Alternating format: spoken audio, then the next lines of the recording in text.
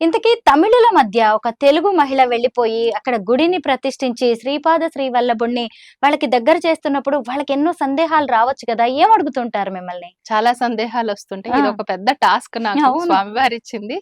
ఎందుకంటే అక్కడ ఒక కుమారస్వామి అంటే అందరికీ తెలుసు, అమ్మవారు అంటే అందరికీ తెలుసు, పెరుమాళ్ళు అంటే వెంకటేశ్వర స్వామి. ఇలా ఈ దేవుళ్ళు పూజిస్తారు తప్ప దత్తాత్రేయుడు గురించి తెలియదు. దత్తాత్రేయుడు ఫోటో చూస్తేనే ఈయన ఎవరు, బ్రహ్మదేవుడా అని అడుగుతారు. అవును, 3 తలలతో ఉంటారు కదా. అవును, శ్రీపాద శ్రీవల్లభుడు ఫోటో చూస్తే ఈమెవరు, పిఠాపురంలో ఉన్నారా, ఈమెను మహిళ కలుసుకోవచ్చా, అంటారు కదా, అందంగా ఉంటారు కదా ఆయన. అట్లా అనుకుంటారు అనమాట. మీరేం చెప్తూ ఉంటారు వాళ్ళకి?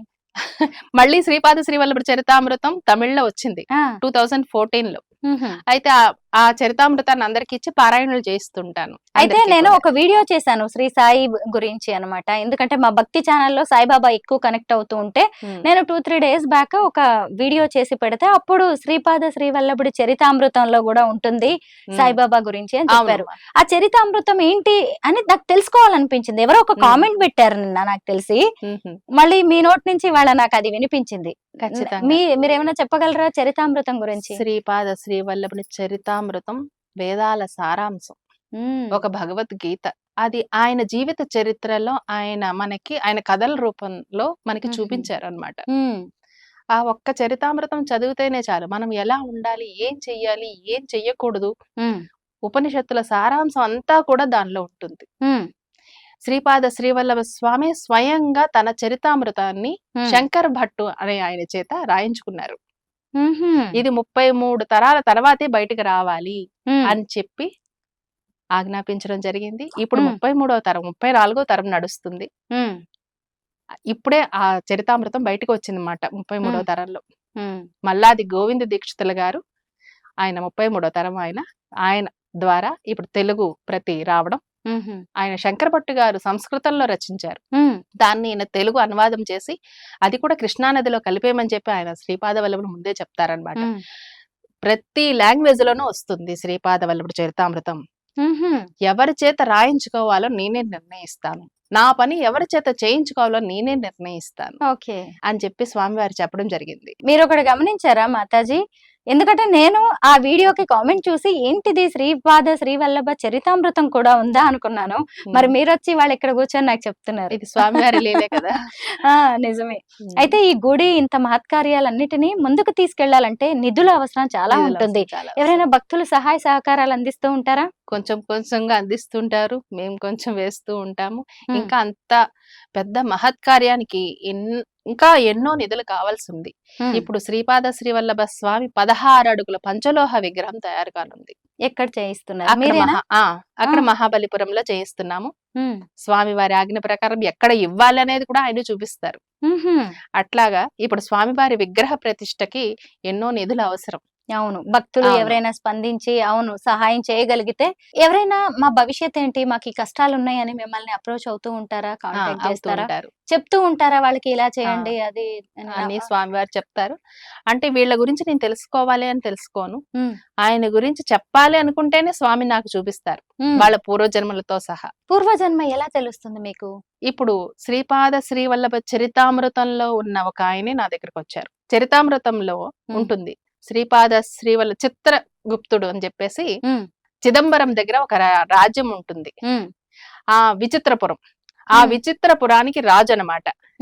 అయితే శ్రీపాద శ్రీవల్లభుడు స్వామి ఉన్న టైంలో ఈ రాజు ఉన్నాడు. అయితే ఆయన ఈ జన్మలో బెంగళూరులో ఒక కోటీశ్వరుడు. అయితే ఆయనకి చాలా ఫ్యాక్టరీలు అన్ని ఉన్నాయన్నమాట, అన్ని మూతవేయబడ్డాయి మొత్తం ఏదో ఒక ప్రాబ్లం వచ్చి.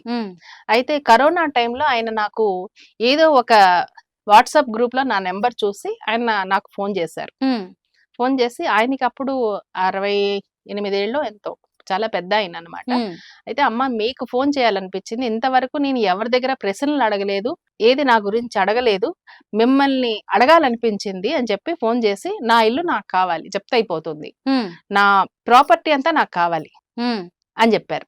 సరే నేను కొన్ని ఆయనకి అనఘాదేవి వ్రతాలు చేయమని చెప్పి ఒక మంత్రం, శ్రీపాద శ్రీవల్లభుడే స్వయంగా ఇచ్చిన మంత్రం, వరల్డ్ ప్రొటెక్షన్ కోసం, మన ప్రొటెక్షన్ కోసం. ఏంటా మంత్రం? దిగంబరా దిగంబరా శ్రీపాద వల్లభ దిగంబర దిగంబర దిగంబర శ్రీచక్ర దత్తాత్రేయ దిగంబర. ఈ మంత్రాన్ని ప్రతి ఒక్కళ్ళకి అందించు. ఈ వరల్డ్ ప్రొటెక్షన్ కోసం, రాబోయే ప్రళయాల నుంచి భూమి రక్షింపబడడం కోసం ఈ మంత్ర జపం చేయమని చెప్పి స్వామివారు ఆజ్ఞాపించడం. ఇప్పటికీ 68 లక్షల సార్లు ఒక గ్రూప్ వాళ్ళు ఇప్పటికీ చేస్తూ ఉన్నారు. ఒక 3-4 సంవత్సరాల నుంచి జరుగుతున్నాయి ఈ మంత్రం. ఈ మంత్రం ఈ రూపాన్ని ఇచ్చారు, శ్రీచక్ర దత్తాత్రేయుడు రూపం, శ్రీచక్ర దత్తాత్రేయుడు మంత్రం. ఆయనకి చెప్పారా ఈ మంత్రం పఠించమని మీరు? ఆయన పఠిస్తూ ఉన్నాడు.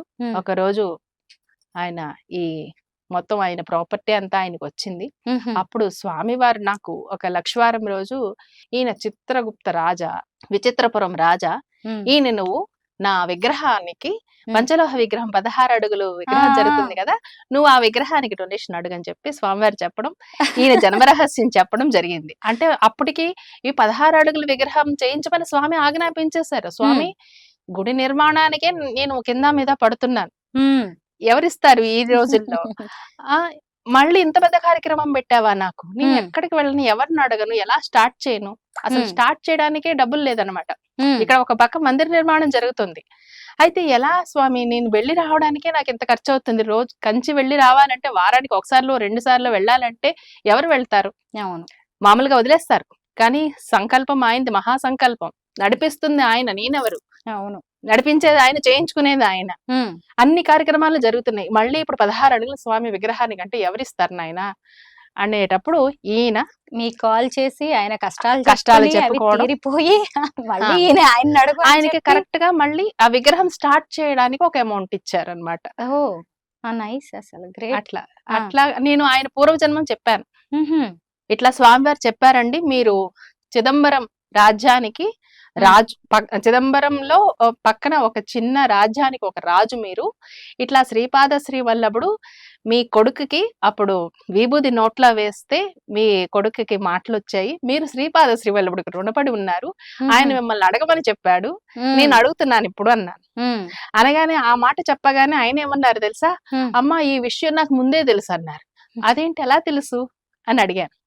అడిగితే మేము జమీందారులం కదా, మా చిన్నప్పుడు 40 సంవత్సరాల ముందు మా మామగారు తాళపత్ర గ్రంథాలు అప్పుడు ఒరిజినల్ ఉండేవి కదా, వాళ్ళని ఇంటికి పిలిపించుకునేవారు.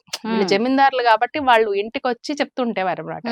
చెప్పించుకున్నప్పుడు నువ్వు చిదంబరం రాజ్యానికి, చిదంబరం పక్కన ఒక చిన్న రాజ్యానికి రాజు అని అప్పుడే చెప్పారమ్మా నాకు. అప్పుడు నేను ఒక 5,000 జీతగాడిని, అతను ఫారెన్ వెళ్తావు, నీ పిల్లలందరూ ఫారెన్ లో సెటిల్ అవుతారని చెప్పాడు. కానీ అప్పుడు నేను నమ్మలేదు. ఇప్పుడు ఇప్పుడు ఇదంతా జరిగింది, మళ్ళీ ఈ కష్టం వచ్చింది, మళ్ళీ మీ ద్వారా ఇది చెప్పించాడు, అట్లా జరిగింది అనమాట. నేను ఇప్పుడు మీకు పరీక్ష పెడుతున్నాను అనుకోవద్దు శ్రీమాత వల్లభానందమయ్య గారు. ఇప్పుడు నా పూర్వ జన్మ చెప్పగలరా, నా జీవితం ఎలా ఉందో చెప్పగలరా? అంటే సహజంగా ఏ వ్యక్తికైనా ఇలాంటి ఆసక్తి ఉంటుంది కదా. అదే నేను చెప్పాను కదా, ఇప్పుడు నీ జీవిత చరిత్ర తెలుసుకోవాలి, నీ పూర్వ జన్మ తెలుసుకోవాలని నేను అడగను. స్వామి వీటితో నీకు అవసరం ఉంది అంటే కరెక్ట్ గా చూపిస్తారు. మళ్ళీ నీకు ఎక్కువ బాధలు ఉన్నాయి, నేను తప్పించుకోలేను అన్నప్పుడు కొంచెం మంది వాళ్ళ పూర్వజన్మలో చేసిన కర్మలను నాకు చూపించడం జరుగుతుంది. ఆ విధంగా నేను వాళ్ళ గురించి చెప్తాను. గాని అంటే శ్రీపాద శ్రీవల్లభ స్వామి తండ్రే శ్రీపాద వల్లభుడికి పాలు లేనప్పుడు నీకు పాలు లేవని అడగలేదు ఆయన. ఆయన కూడా దత్తాత్రేయుడు కాలాగ్ని సమన దత్తుడిని పూజ చేసేవారు. అంటే సొంత కోరికలన్నీ ఆయన దగ్గర కోరేవారు కాదు. అట్లాగా శ్రీపాద శ్రీవల్లభుడు రూటే వేరు. ఖచ్చితంగా నీ గురించి తెలిస్తే నేను చెప్తాను. అవునా? ఖచ్చితంగా.